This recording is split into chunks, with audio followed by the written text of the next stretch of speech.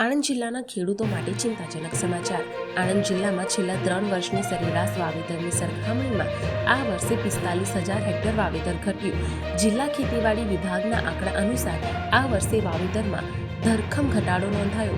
જિલ્લામાં છેલ્લા 3 વર્ષનું સરેરાશ વાવેતર 1,66,000 હેક્ટર હતું, જેની સામે આ વર્ષે માત્ર 1,15,000 હેક્ટરમાં જ વાવેતર થઈ શક્યું, એટલે કે સરેરાશ કરતાં 45,000 હેક્ટર જેટલું ઓછું વાવેતર થયું। આ વર્ષે દિવાળી બાદ થયેલા કમોસમી વરસાદની સીધી અસર રવિ ઋતુના વાવેતર પર જોવા મળી।